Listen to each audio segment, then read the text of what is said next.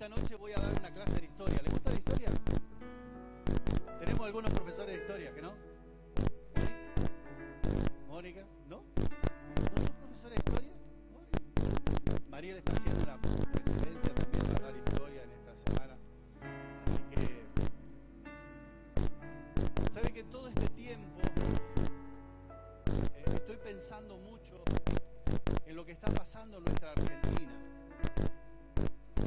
Desde hace un tiempo que vemos que en nuestra Argentina, y como lo decía el jueves, también en Latinoamérica, estamos viendo cómo el enemigo se ha ensañado con nuestra tierra. Si bien esto es histórico, desde hace muchos años vemos cómo el enemigo ha ido tomando posesión de la tierra prometida que Dios nos dio en cada país. Pero en estos últimos meses hemos visto cómo a nivel mundial el diablo va tomando posesión de diferentes lugares estratégicos espirituales. Hace un par de años atrás, me acuerdo,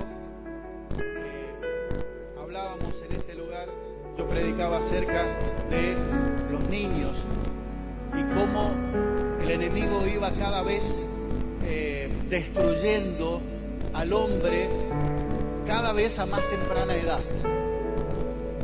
Fue a los matrimonios, después a los jóvenes, a los adolescentes con diferentes temas, con la drogadicción y con una cantidad de temas que no quiero ser específicos, pero en los últimos tiempos hemos visto cómo el enemigo ha apuntado al hijo aún sin nacer. Y ahora en estos tiempos cómo vemos que el enemigo quiere meterse en la cabeza de los niños desde muy temprana edad. Y es preocupante. Pero esta noche yo quiero traerles palabra de aliento y argumento para que podamos hablar a otros de lo que Dios está haciendo en la Argentina y de lo que Dios va a hacer.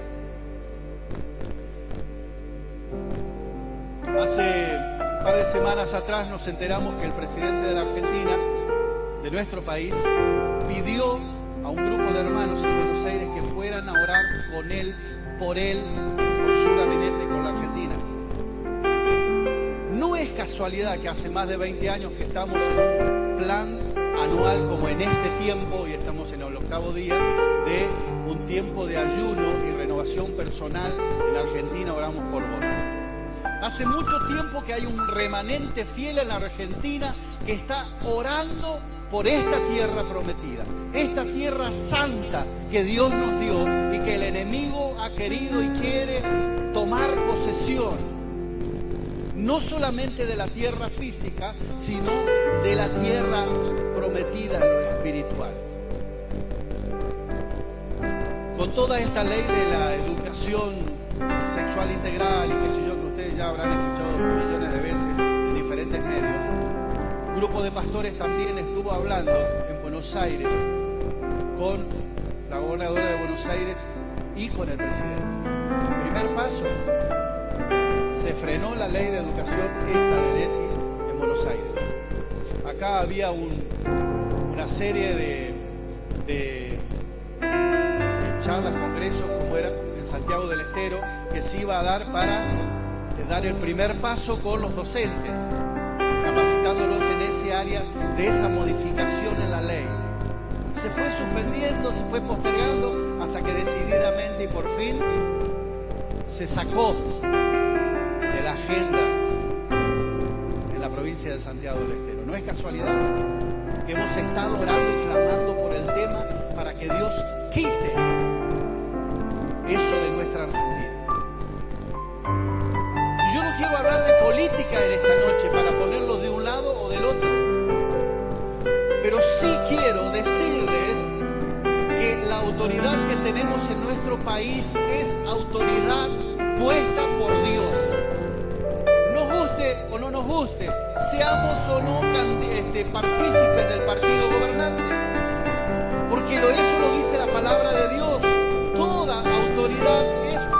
por Dios. Y nosotros, como dice el apóstol Pablo, tenemos que orar por nuestros gobernantes y por todas las personas que están en eminencia en nuestro país todos los días. Porque les doy una noticia, por ahí algunos todavía no nos damos cuenta, que si a este gobierno les va bien, nos va bien a todos. La situación es crítica en la Argentina. Parece difícil, imposible de resolver. Pero la palabra de Dios dice que nosotros tenemos un Dios especialista en las cosas imposibles.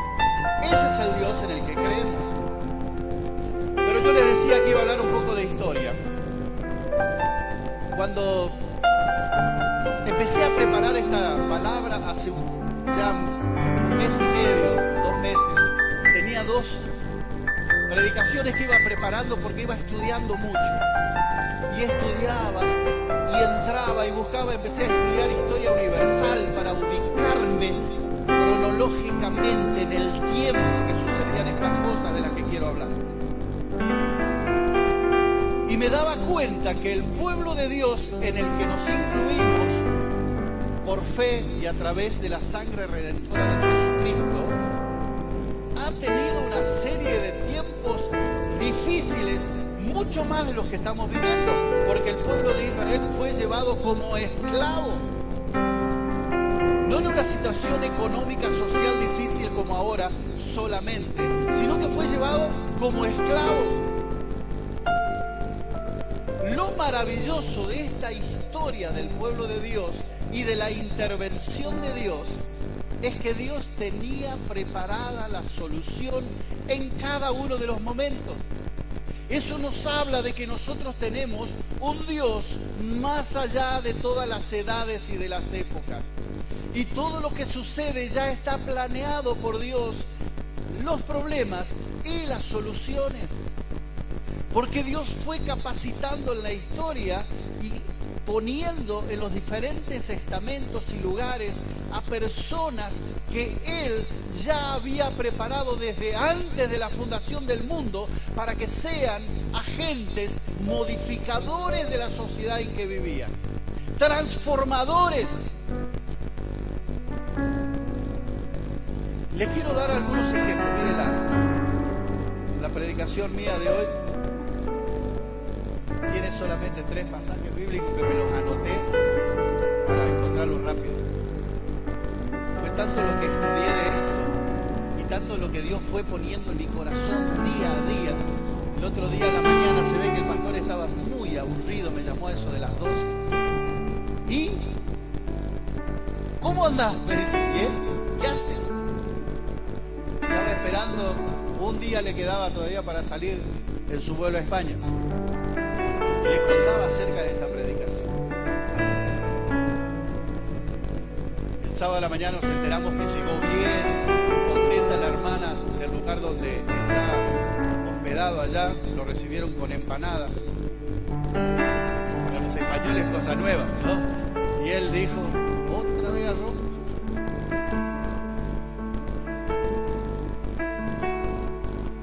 Cuando el pueblo de Dios fue llevado por desobediencia, no por capricho de Dios, por la desobediencia del pueblo fue llevado como esclavo a Egipto. Estuvo muchísimos años, muchas generaciones, más de 400 años como esclavo. Pero Dios preparó a un hombre con todo lo que eso significa, preparó todas las situaciones para que ese hombre fuera el libertador de su pueblo. Lo preparó de tal manera que nació dentro del ámbito judío, sin embargo fue criado como un hijo adoptivo de la hija del rey, del faraón. Entonces él se preparó con todas las ciencias, la lengua de los egipcios. Era reconocido como autoridad hasta que él huyó, y ustedes conocen la historia, hasta que Dios lo llamó. después de muchos años del desierto, donde lo preparó para vivir en el desierto, reconocer donde había agua, donde había sombra, donde había diferentes lugares para hacer más fácil la vida, los lugares donde andar, los pasos, porque en ese lugar donde él pastoreaba ovejas, en la península del Sinaí, en ese lugar él llevó a su pueblo hacia Canaán, la tierra prometida. No era casualidad. Dios ya lo había preparado, ya lo había chispeado en su cabeza, como diríamos hoy. Vemos a José, un tiempo antes todavía, hijo de Jacob, que fue vendido como esclavo por sus hermanos. Ese José, el soñador, el menor, hasta que vino Benjamín, fue vendido como esclavo. Pero Dios había pensado en su gran ciencia, en su cabeza, que todo lo sabe, que ese joven iba a ser el que salvara al pueblo de Israel de una gran hambruna. A él lo puso como segundo en Egipto. Y hubo un tiempo, alrededor del año, entre el año 450 y 320, antes de la venida de Jesucristo, cuando el profeta Jeremías predice de parte de Dios por la gran desobediencia que tenía su pueblo, porque se habían inclinado a otros dioses, porque comenzaron a vivir de la manera que los pueblos que vivían en ese lugar vivían y adoraban a dioses ajenos delante de Dios.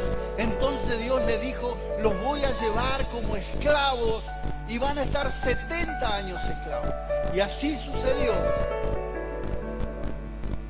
Cuando Nabucodonosor viene y toma esclavo el pueblo de Israel, destruye las murallas, les prende fuego, algunos alcanzan a escapar, destruye el templo, llevan los utensilios sagrados del templo hacia Babilonia. Dios ya lo tenía preparado. Pero en ese tiempo empezaron a interactuar diferentes personas. Cuando iban a cumplirse ya los 70 años anunciados por el profeta, empiezan a aparecer ciertos personajes. Uno de ellos era un sacerdote del pueblo de Israel llamado Esdras. Cuando el rey Ciro, que era rey de Persia, de ahí viene el famoso grupo Ciro y los persas. Ya hace mucho, yo no sé si todavía tocaban y cantaban, pero desde ahí vienen, Ciro y los persas. Ciro, rey de Persia. Cuando Ciro asume su reinado en ese primer tiempo, ¿qué es lo que él declara? Yo estoy en este lugar porque el Dios de los cielos me ha entregado todo esto en mis manos. Era un Dios, un rey pagano que reconocía que el rey de los judíos, el Dios de los judíos, lo había puesto sobre rey sobre todas las naciones conocidas. Tenía un gran poder. Y a ese rey apela Esdras cuando es enviado. Yo quiero hablar de esa historia, pero léala en el libro de Esdras, capítulo 1, 2, 3. Y él viene con un grupo. Mire, el rey lo manda que vayan a ver la ciudad como estaba. Esdras decide reconstruir el templo.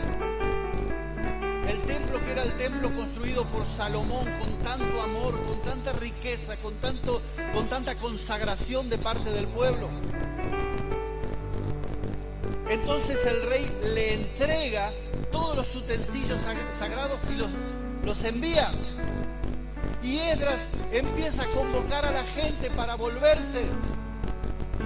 Pero la gente ya había edificado casas, se había mezclado con la gente del lugar, estaba adorando otros dioses también ahí en Babilonia.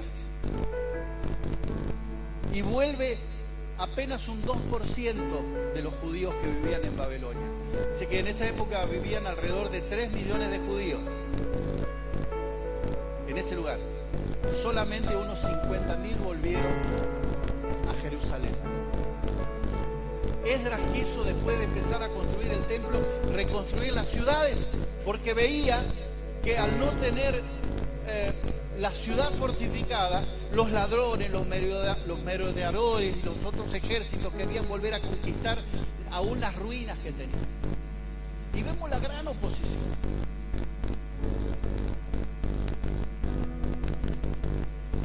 En este tiempo, en la Argentina, en estos últimos años, hemos visto que en la Argentina nuestras fortificaciones espirituales han caído.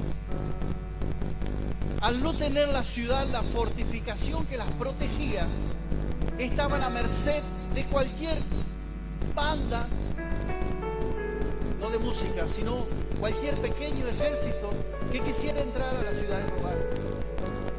A nosotros no nos pasa solamente en lo físico, sino en lo espiritual. Al tener nuestras murallas derruidas, cualquier corriente espiritual adversa a los mandamientos de Dios entran en nuestro país. Y ustedes habrán visto en los últimos años, no hablo de ahora, 1 o 2, sino hablo de 10, 15 años atrás, empezaron a venir diferentes corrientes y culturas espirituales como la nueva era, y con todas las doctrinas, cosas raras que empezaron a venir de otros lugares. Y tal cual lo dice la palabra de Dios, muchos cristianos se sintieron seducidos por esas doctrinas. Porque eran más fáciles, porque no había compromiso, o como a veces dice el pastor Jonatán, porque es más fácil y más lindo hablar sobre la prosperidad del dinero.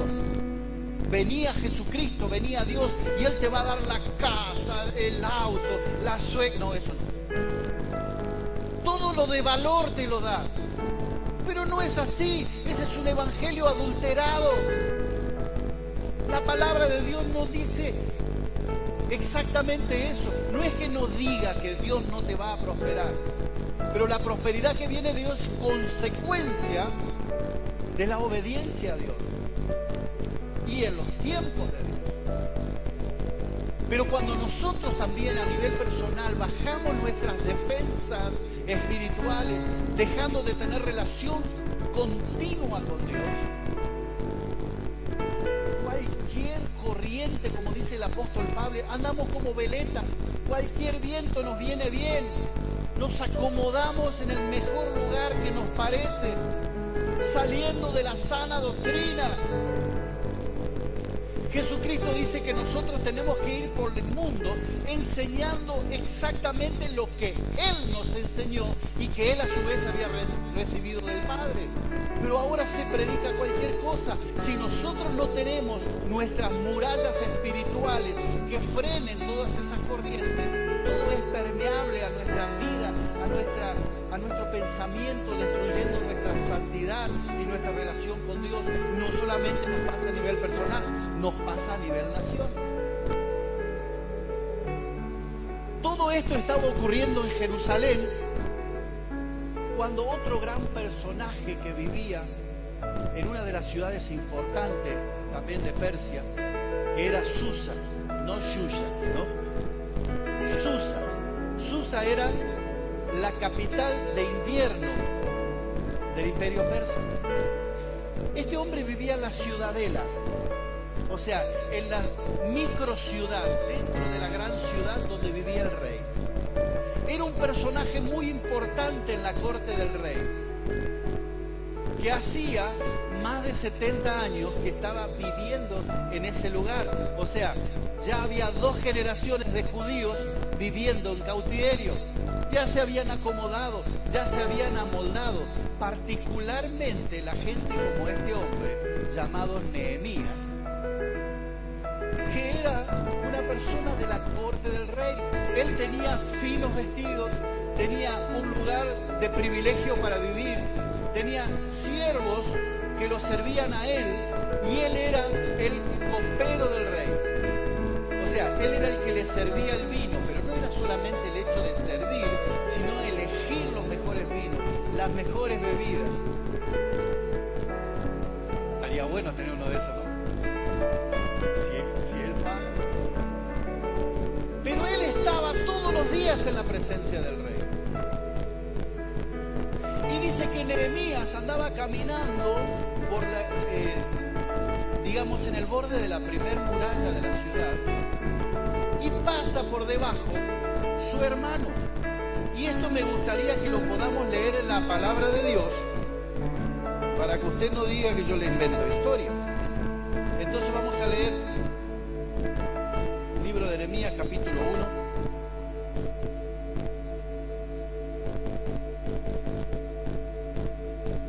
Verso 1.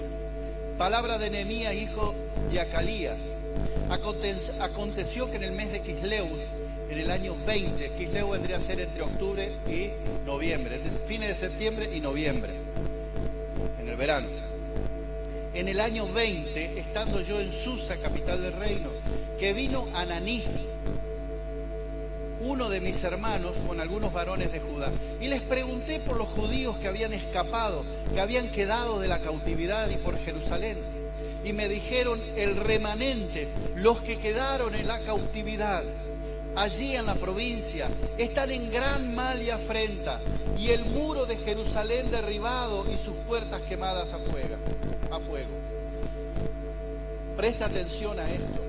Dice Nehemías: cuando oí estas palabras me senté y lloré, e hice duelo por algunos días y ayuné, y oré delante del Dios de los cielos y dije: te ruego, oh Jehová, Dios de los cielos, fuerte, grande y temible, que guarda el pacto y la misericordia a los que le aman y guardan sus mandamientos. Esté ahora atento tu oído y abierto tus ojos para oír la oración de tu siervo, que hago ahora delante de ti día y noche por los hijos de Israel, tu siervo. Y confieso los pecados de los hijos de Israel que hemos cometido contra ti. Sí, yo y la casa de mi padre hemos pecado. En extremo nos hemos corrompido contra ti y no hemos guardado los mandamientos, estatutos y preceptos que diste a Moisés, tu siervo. Acuérdate ahora de la palabra que diste a Moisés, tu siervo, diciendo: si vosotros, bajamos un poquito el retorno, si vosotros pecareis, yo dispersaré de los pueblos. Pero si os volviereis a mí y guardareis mi mandamiento y los pusiereis por obra, aunque vuestra dispersión fuera hasta el extremo de los cielos, de allí los recogeré y los traeré al lugar que escogí para hacer habitar allí mi nombre. Ellos pues son tus siervos y tu pueblo, los cuales redimiste con tu gran poder y con tu mano poderosa. Te ruego, oh Jehová, que esté atento ahora tu oído a la oración de tus siervos y a la oración de tus siervos, quienes desean reverenciar tu nombre. Concede ahora buen éxito a tu siervo y dale gracia delante de aquel varón, porque yo servía como copero del rey. Acá la palabra de Dios emplea unas imágenes. Dice: cuando oí estas palabras me senté y lloré. Una cosa es que yo me entere de alguien y diga: oh, qué macabro, pobre ti, pobre los que quedaron allá, qué mala onda, no, che, mirá los que quedaron allá, están malísimos. Sí, bueno, ¿qué le vamos a hacer? Él podría tranquilamente haberlo hecho. Él estaba en una buena posición, estaba en una posición cómoda. ¿Qué iba a pensar él en salir de ese lugar e irse a Jerusalén, donde estaba todo destruido? Sin embargo, en una actitud de un sentimiento que salía de tristeza de lo profundo de su corazón, se sentó a llorar por esa gente que había quedado en aquel lugar. Para los judíos en aquella época era tan importante el pueblo de sus antepasados y el lugar donde estaban las tumbas de sus antepasados, donde estaban enterrados. Entonces él lloró cuando se enteró en la miseria que estaba la gente y el lugar. Y no pensó en ningún momento: mirá el rey que tenemos, Señor, quita a este rey, que venga uno hermano más bondadoso para que nos envíe. Él empezó a clamar por esa gente, empezó a hacer ayuno y oración y empezó a pedir perdón por su pecado. Él se reconoció como parte del pecado y dijo: yo, mi casa y mi pueblo hemos pecado contra ti. Y después se ve que era un lector de la palabra, utilizando palabras que decía en el libro de Deuteronomio, en el libro de Levítico. Él decía: tu promesa que le diste a Moisés es, y lo que hoy podemos leer también en Segunda Crónica 7:14. Si nosotros nos humillamos delante tuyo, si pedimos perdón, si cambiamos la actitud que tenemos del corazón frente a los dioses de este lugar y te ponemos en primer lugar, estoy seguro que vas a oír nuestra oración. Queridos míos, es lo que nos pasa en este tiempo en la Argentina. Hace mucho tiempo venimos insistiendo, y hay hermanos que lo vienen haciendo de mucho antes. Es tiempo de clamar por nuestra Argentina, no de orar, de clamar, de suplicar que el favor de Dios se vuelva sobre nuestra Argentina. Como hizo Nehemías, de llorar por la cantidad de gente en nuestro país que se pierde. Pero yo les digo, y no es palabra mía, es palabra de Dios, no importa el color que esgriman para tratar de defender leyes que van en contra de los propósitos de Dios, yo estoy seguro que nosotros tenemos un pañuelo que tiene el color de la bandera de Jesucristo el vencedor y que la batalla ya está ganada. Muchas son las leyes que quieren que estos pueblos de Latinoamérica aprueben. Quieren destruir la obra de Dios en estos países, particularmente en nuestra Argentina. Escuchábamos, antes de que se votara esta famosa ley del aborto, que la Argentina era cabeza de serie. Muchos países o lobbies, grupos de personas con mucho poder, muy importantes a nivel mundial, tenían los ojos puestos en la Argentina, porque si esa ley se aprobaba acá, así como en cadena iba a ser aprobada en otros países de Latinoamérica. Estaban esperando, es más, esa ley era una copia fiel que tenían varios lugares, varios países en Latinoamérica. Es decir, copia fiel, o sea, copiaba y pegada, así era la ley, proyectada por grupos de poder a nivel mundial, pero en la Argentina no se votó a favor. Ustedes saben por qué, porque hubo un gran pueblo orando, clamando por la Argentina.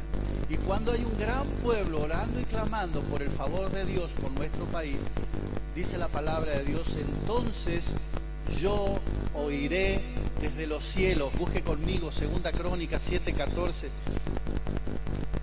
14 y 15. Esto es una realidad, esto es una palabra que está escrita en la palabra de Dios y yo la creo porque es tan actual.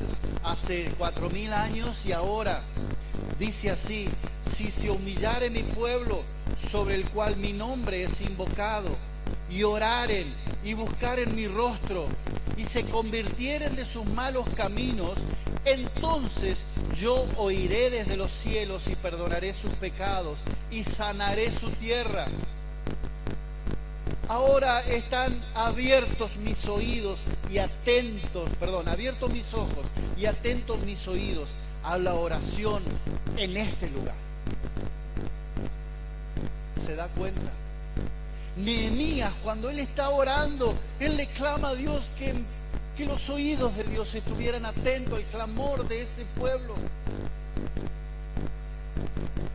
Nosotros vemos que nuestra Argentina está siendo saqueada económicamente. Ha habido un grupo de personas sistemáticamente robando a la Argentina, robándole su riqueza, su dinero, que han llevado a la Argentina a un desastre en lo económico.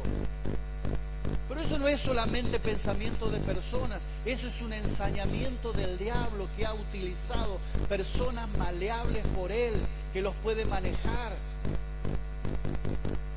Estos son problemas que hombres no pueden solucionar, pero para Dios no hay cosa imposible. Y así que de la misma manera como Dios había preparado a Nehemías antes de la fundación del mundo para que él se fijara en su pueblo nuevamente, empezara a clamar y a tomar protagonismo, Dios pensó en nosotros desde antes de la fundación del mundo para que nosotros tomásemos el protagonismo espiritual en el lugar donde estamos. Nosotros tenemos que ser agentes transformadores, no pasivos, personas que actúan, que oran y actúan como lo hizo Nehemías. Hay un tiempo de presentarnos delante de Dios en clamor, en oración, en reconocimiento de pecado. Hermano, si el problema pasa por mi vida, si hay algo que se atascó en mi vida, en mi relación con Dios, en mi relación con los demás, en todo lo que atañe a mí, lo primero que yo tengo que hacer es reconocer, postrarme, arrodillarme, sentarme, llorar, reconocer mi pecado y orar para que Dios escuche mi clamor. Si eso es lo que pasa en mi familia, entonces yo tengo que hacer esa misma actitud. Cuando yo empiezo a restaurar mi relación personal con Dios, entonces sucede lo que dice en el libro de Crónicas. Si humillare mi pueblo, podríamos poner, si se humillare mi hijo sobre el cual mi nombre es invocado, y ora y busca mi rostro, y se convirtieren de sus malos caminos, entonces yo iré desde los cielos, y demás, y demás, y demás. El pastor decía la vez pasada, lo decía de otra manera, Jesús lo dice de otra forma, pero el resultado es el mismo. Si ustedes ponen la mirada primeramente en el reino de Dios y su justicia, el resto de las cosas van a ser añadidas. Jonatán hoy ministraba al principio de la cantidad de necesidades y problemas que tenemos. Y él dijo, si hay alguno que no tiene necesidades, le faltó decir, venga adelante y le damos alguna, porque tenemos de más. Si alguno no tiene necesidades, por favor, no se vaya a su casa y venga. Hay algunos que tenemos varias, le podemos pasar una, digamos, o dos. Pero cuando uno pone la mirada en el reino de Dios y su justicia, porque quiere decir que hay un reino justo, que Dios es justo, ¿verdad? Y la justicia de Dios permanece para siempre. Entonces no es solamente mirar a ver dónde está el reino, a ver si encuentra una corona, una estampita por ahí. Cuando habla de poner la mirada, es poner una mirada de acción, porque él cuando enseña a orar dice, venga a nosotros tu reino. Yo quiero ese reino en mi vida, en mi casa, en mi iglesia, en mi ciudad, en mi provincia, en mi nación. Y empiezo a clamar para que la justicia de Dios actúe, pero antes de que actúe yo clamo para que la sangre de Jesucristo actúe en favor de nuestra nación. Hay tantas personas, tantos amigos, tantos seres queridos que se pierden, que se mueren y se van sin conocer a Jesucristo, sin tener un encuentro personal. ¿Cuántas veces, cuando yo me he enterado que falleció alguna persona, entra en mi corazón la duda si yo no he tenido la oportunidad de presentar el Evangelio de Salvación? Muchas veces me he quedado con una gran culpa en mi corazón por lo que no hice. Pero nosotros tenemos que andar por el mundo, como dice Jesús, mientras van por el mundo, predíquenle el Evangelio a toda criatura. Ahora, nuestra actitud en el mundo, en nuestro país, en este tiempo de crisis, no debe ser una actitud de, loco, qué bajón la Argentina, no, esto se viene a pique, no, esto se va, a este presidente hay que matarlo, hay que sacarlo. La palabra de Dios dice que oremos por él y nosotros los cristianos decimos, no, este tipo hay que sacarlo, que se vayan todos, porque nos pasó en la Argentina muchas veces. Hermano, si no le gusta el presidente, ore. Si no le gusta el pastor, ore por el pastor. Si no le gusta el intendente, ore por la intendente. No le gusta el gobernador, ore por el gobernador. Porque por alguna razón Dios lo puso sobre autoridad nuestra.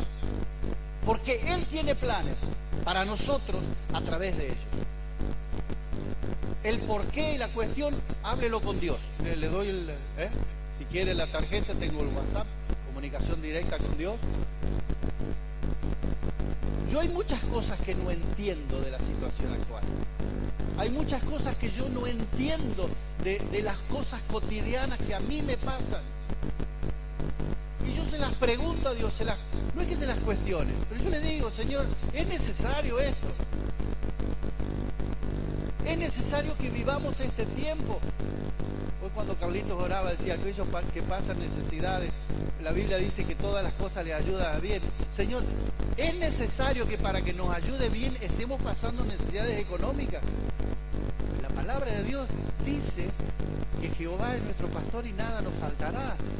Empezamos a ver las promesas de Dios, nosotros tenemos que creer que lo que la palabra de Dios dice es cierto. Hay algunas cosas que a nosotros no nos son dadas a conocer. Yo no sé por qué. Algún día va a ser develado eso para nosotros. Yo no sé por qué la Argentina tiene que pasar por este tiempo otra vez. ¿Será que no aprendimos la lección? Entonces, como no sabemos como yo no sé lo que hay para hacer, si yo tuviera una receta para darle al presidente para que resuelva la parte económica, me voy a Buenos Aires y le digo, señor presidente, acá está la solución. Ya está. Pero como no sé, oro. Porque Dios sí sabe. Nehemías, después de orar, después de este clamor que leímos, dice, sucedió en el mes de Nisan, no tiene nada que ver con las camionetas, en el año 20 del rey Artajerjes, que estando ya el vino delante, ya le había traído el vino, ya lo había ablandado un poquito. Tomé el vino y se lo serví al rey. Y acá hay algo que a mí me llamó la atención. ¿Qué es lo que el rey le dice a Nehemías? A continuación. A ver, pasarlo. Versículo 2. Me dijo el rey, ¿por qué está triste tu rostro? Sabe que yo estaba leyendo, no solamente en la Biblia, porque después lo dice, sino también en un libro de historia, el libro de referencia histórica de esa época, que ninguna persona que estuviera vestida de luto o entristecida o enferma podía presentarse delante del rey. Estos reyes eran tan sanguinarios que si uno se presentaba triste delante del rey le podían cortar la cabeza. ¡Ja! ¿Qué sería nuestro país si tuviéramos un rey así? No habría manifestación, no habría marcha. ¡Paro! Y le dice, ¿por qué está triste tu rostro? Pues no estás enfermo. No es esto sino quebranto de corazón. Dice Nehemías, entonces temí en gran manera, le dio mucho miedo. Y dije al rey, para siempre vive el rey, ¿cómo no estará triste mi rostro cuando la ciudad, casa de los sepulcros de mis padres, está desierta y sus puertas consumidas por fuego? Me dijo el rey, ¿qué cosa pides? Entonces oré al Dios de los cielos. Cuando Nehemías le dice al rey lo que le estaba pasando en su corazón, el rey podría haber dicho, qué macana, tomando el vinito, estaba. ¿Y cómo dijiste que se llamaba tu ciudad? Jerusalén. Está destruida, che. ¡Oh! El rey dice, ¿qué cosas pides? ¿Era el resultado de la cara de Nehemías? No. Porque según lo que dice este pasaje, Nehemías siempre estaría como contento. Porque se ve la primera vez que el rey lo veía triste. Y yo rescato dos cosas. Una, que nosotros tenemos que andar contentos por el mundo. Tenemos que tener una cara que sorprendamos al resto, ¿no? Nos vean pasar y dicen, este sabe algo que yo no sé. Qué bajón con el gobierno. Quédate tranquilo que todo está bien. A este le han informado algo. Che, qué bajón con esto, con lo de los sueldos. Espera nomás. Y cuando me pregunten qué pasa, estamos orando. Quédate tranquilo. Acá se viene, no sabés cuando Dios actúe. Hace 1 año y medio más o menos, quizás más, estábamos reunidos un grupo de pastores en Apeusen, donde estaba el pastor Carmelo, y vino el pastor José Brizuela de Monte Quemado y nos contó un testimonio impresionante a propósito de lo que estábamos leyendo y lo que vemos aquí. En ese tiempo, en Monte Quemado, empezaron a haber una cantidad de suicidios de jóvenes y adolescentes. No 1 o 2, sino fueron como 7, 8 medios seguidos. Eso preocupó mucho a las autoridades de Monte Quemado, tanto a las autoridades políticas como a las autoridades espirituales. Entonces, este pastor, el pastor José Brizuela, comenzó a reunir a los pastores, porque no había un grupo de pastores reunidos. Él decía, es más, era muy difícil juntar 2 o 3 pastores en un lugar. Y empezó a juntarlos y empezaron a orar por esto. Y ellos entendieron, Dios les había mostrado que era una cuestión espiritual muy fuerte que estaba sucediendo en ese lugar. Y oraron y no pasaba nada. Entonces el primer paso, la primera respuesta que Dios da es que el intendente del lugar viene a verlo al pastor Brizuela y le dice, pastor, se me quemaron los libros, no sé qué hacer con el ¿cómo es que se llama el consejo municipal? ¿El qué? ¿Qué haces sentado acá adelante? Ah, te trajeron. Ya vamos a tener un banco nuevo, pero le va a hacer la publicidad. El consejo deliberante dice que reunidos no podían encontrar salida. Entonces el pastor le dijo, venga, vamos a orar. Y vamos a pedirle que Dios le dé sabiduría. No que resuelva el problema, que le dé sabiduría para actuar. Entonces dice que el intendente llamó, para hacerla corta, fueron de acá, desde Capital, un grupo de psicólogos, psiquiatras, algunos locos ya que estaban hechos de acá, los mandaron para allá a ver si se conocían con los otros. Empezó a ir una cantidad de gente a auxiliar. Fueron inclusive de la policía, habían ido peritos en diferentes áreas de delitos para determinar de dónde venían esto. Y empezaron a ver que en los celulares de estos chicos que se habían suicidado venía un mensaje por WhatsApp, una voz que les decía que tenían que suicidarse. Para hacerla corta, tanto era el impacto de esto que una de las psiquiatras que había ido al lugar a ayudar, también fue influenciada por esto. Tuvieron que ministrarla ahí los pastores porque estuvo a punto de suicidarse. Era tan fuerte lo espiritual. Entonces vinieron de vuelta y le preguntaron, pastor, ¿qué hacemos? Ya no sabemos qué hacer. Bueno, ahora déjenlo a nosotros. Nosotros vamos a ir al especialista. Ah, tenían un especialista, ¿cómo nos lo trajeron? ¿Qué hacemos? Reúna al pueblo. ¿A qué pueblo? A todo el pueblo de Santiago de Monte Quemado. Reúnanos en la plaza. Se juntaron todos en la plaza a la tarde. Pararon las actividades. Todas las autoridades de la ciudad, directores de escuelas, rectores, el consejo deliberante, el intendente, todas las personas de autoridad, el jefe de la policía de ahí de Monte Quemado, las personas que han venido de Santiago del Estero en la primera fila y todo el pueblo allá. Y el cuerpo pastoral de Monte Quemado acá. ¿Y sabe qué hicieron? Se pusieron de rodillas y empezaron a orar. Oraron.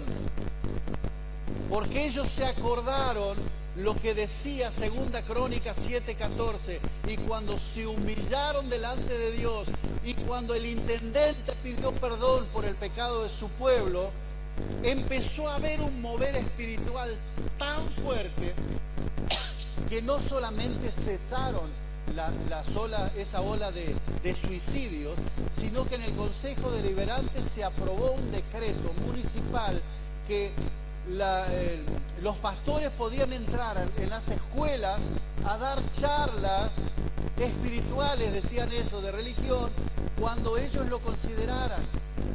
Cada reunión del Consejo Deliberante tenía que empezar con una oración de un pastor de ese consejo. Eso era increíble. Todo eso sucedía en el marco de que ellos comenzaron a programar la campaña del pastor Anacondia que venía. Dios contestó específicamente lo que ellos necesitaron en ese tiempo y multiplicó con una cantidad de cosas que eran imposibles. Yo les puse este ejemplo porque también lo vemos acá en Nehemías, cuando el rey le dice, ¿qué es lo que pides?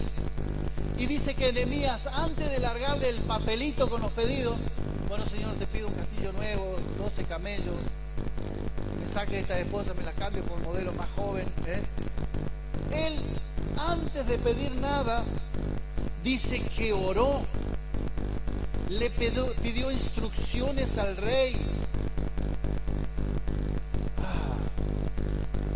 Entonces oré al Dios de los cielos y después de orar le dije al rey, si le place al rey y a tu siervo hallado gracia delante de ti, envíame a Judá, a la ciudad de los sepulcros de mi padre, etcétera y etcétera. Se lo dejo como tarea, léalo porque vale la pena. Léalo, porque no solamente el rey lo deja ir con todas las personas que quisieran ir con él, sino que le da cartas de autorización para que en el lugar donde fuera consiguieran madera específica, en los pueblos donde pasaban recibían oro, todo lo necesario para reconstruir el muro, la ciudad y demás. No fue fácil la tarea. Nehemías no estaba capacitado, no era arquitecto, ni era un general para ir a defender a una ciudad. Era un corazón dispuesto, elegido por Dios, instruido por el Espíritu Santo y un corazón dispuesto a obedecer. Para terminar en esta noche,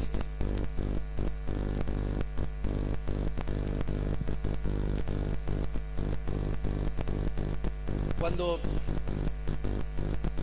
el profeta Eliseo estaba siendo perseguido, léalo porque es una historia interesantísima, está en Segunda de Reyes, capítulo 1 en adelante. El profeta Eliseo iba anticipando lo que el enemigo proyectaba en lo más escondido. Dios se lo revelaba al profeta, entonces el profeta se lo revelaba al rey y el enemigo no podía vencer batalla. Bueno, toda esta historia, el rey enemigo busca matarlo y él está Eliseo cómodamente en la terraza del palacio donde estaba, orando, mirando, y estaban rodeados por ejército enemigo, había miles, y sale Gisé, no la Gise, que está por ahí, sino Gisé, su siervo.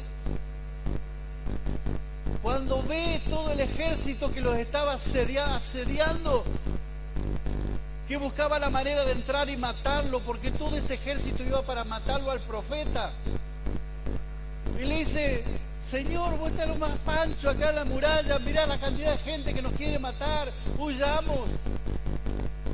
Quédate tranqui, loco, está todo bien. No te hagas drama, loco, está todo bajo control, ¿viste? Yo ya estuve hablando con Dios recién. Pero Gisé estaba súper... Yo, ¿cómo está? Yo hubiese corrido directamente. No muy rápido, no, porque a mí eso de correr rápido no va, ¿viste? Pero hubiese caminado ligero, ¿no?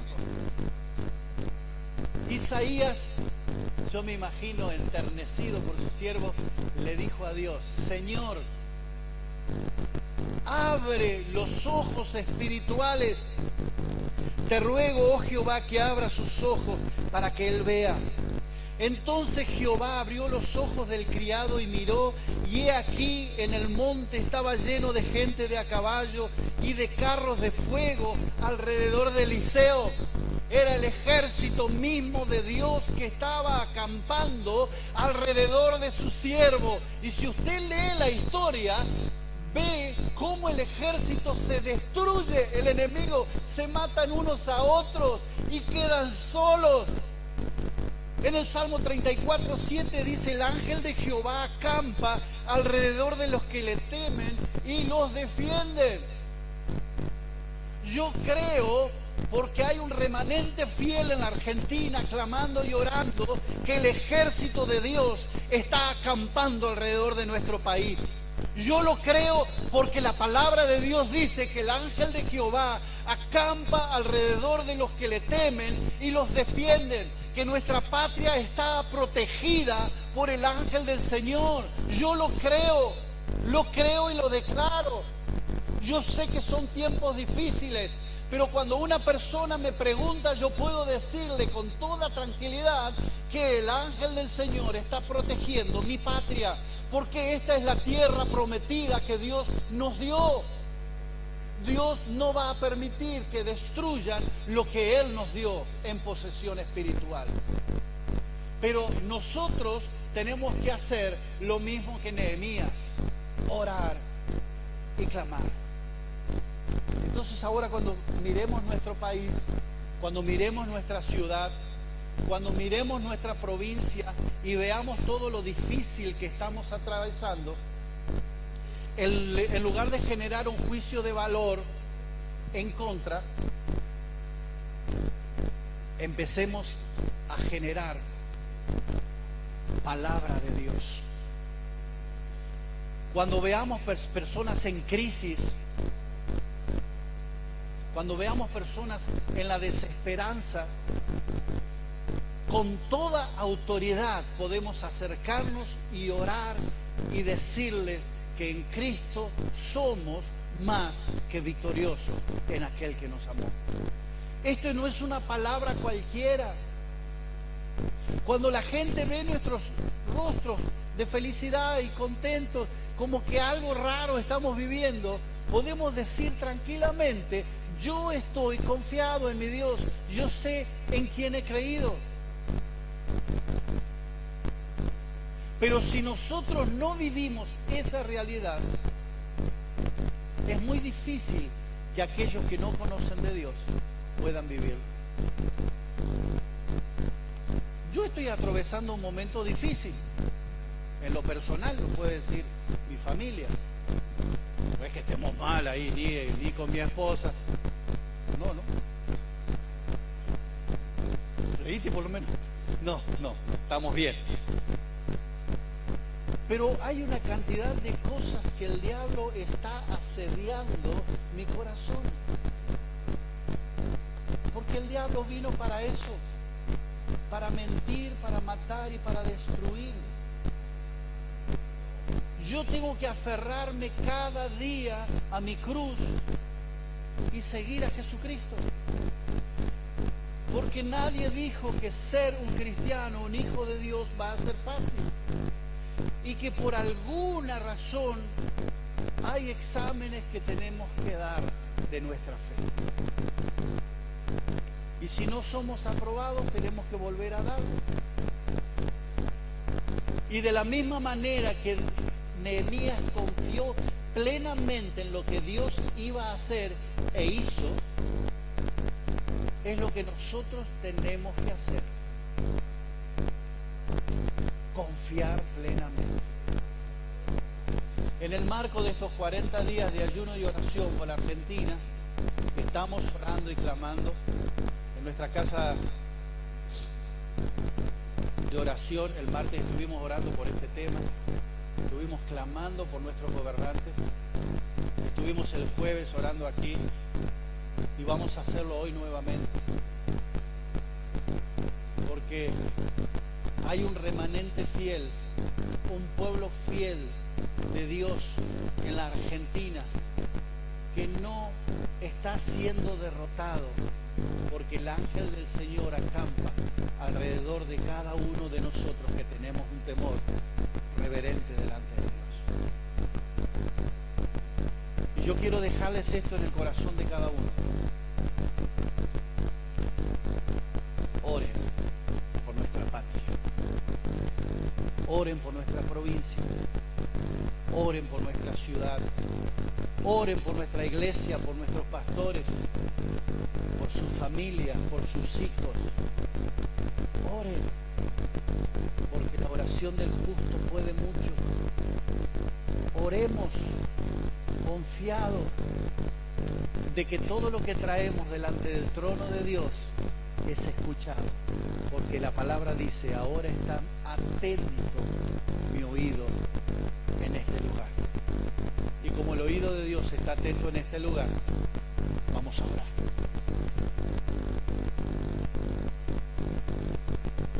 Vamos a hacer un ejercicio. ¿Le gusta hacer ejercicio? ¿Hay algún profe de educación física? Adrián, ¿te fuiste ya? Vamos a hacer un ejercicio espiritual, no se asusten, no lo voy a hacer correr por el templo, ¿eh? Pero vamos a juntarnos en pequeños grupos, así, de 5, 6, 7, y vamos a orar por nuestra Argentina. Nos vamos a dar 5 minutos. 5. ¿Eh? Así que rápidamente, párese, búsquese a alguien. Vamos a orar. Vamos a clamar por nuestra Argentina. Vamos a orar como Nehemías. Vengo a ti, guíame, santifícame en ti. Yo quiero andar en tu verdad.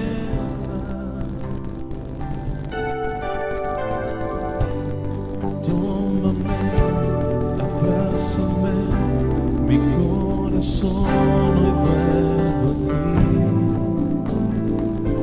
Solo a ti.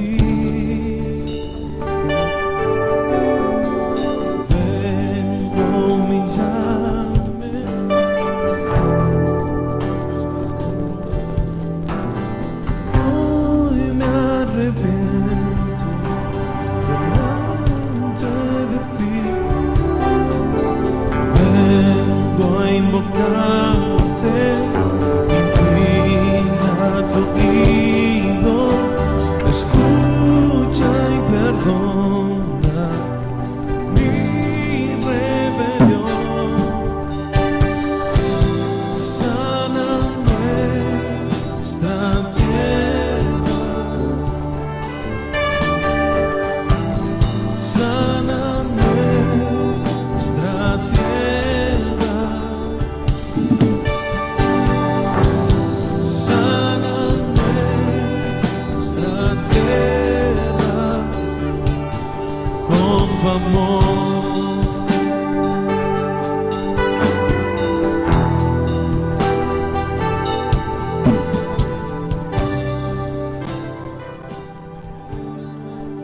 Por nuestra tierra, Señor. Te pedimos perdón por el pecado de nuestro país, Señor. Sí, Señor.